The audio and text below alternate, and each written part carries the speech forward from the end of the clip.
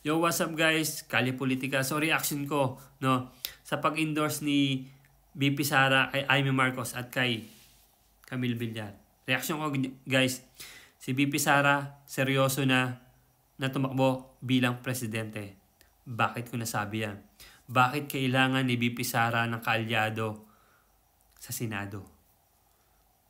Kasi ayaw niya na ma-impeach. Kasi dati wala siyang pakialam, ma-impeach siya o hindi siya maging presidente o hindi na siya humawak ng pwesto, okay lang eh. Wala siyang paki eh. Pero nagbago ang lahat nang pinadala si Pangulong Duterte sa The Netherlands. Siguro napagtanto niya habang nasa aeroplano siya, napag-isip-isip niya na kailangan ko na tumakbo or else yung tatay ko mamamatay sa The Netherlands. Tapos ang Pilipinas babaksak. Sayang ang itinayo ni Pangulong Duterte.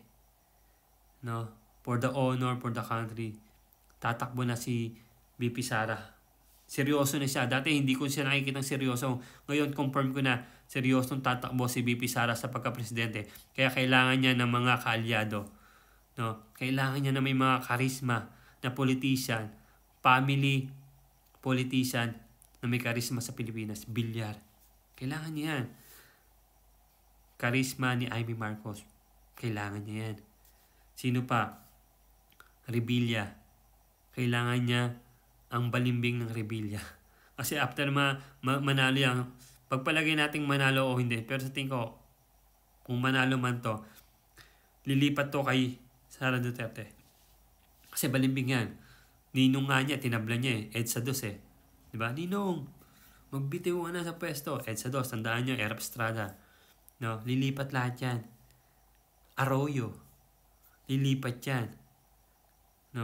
Kaya ang usapin dito guys, kung sino kalaban ni VP Sara sa presidente, ang usapan ngayon dito, kung si Vice President na paglalabanan. Kasi sigurado na VP Sara yan. Kaya kailangan ni VP Sara ng tulong ni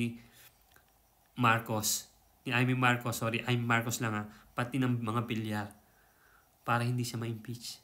Kasi at ayaw niya ma-impeach kasi gusto niya na maging presidente. Gusto niya na tumakbo, seryoso na siya. Gusto niyang iayos ang Pilipinas. Kaya sa mga nagdududa diyang disappointed kay VP Sara, huwag kayong ma-disappoint. Magtiwala tayo, respeto natin decision ni VP Sara. Kasi seryoso na siya, mature na siya. Marami na siyang natutunan pagdating sa national politics. Lininawin ko ang lahat. Susuportahan ko si Amy Marcos dahil kay VP Sara. Kali Politika, Pisyo.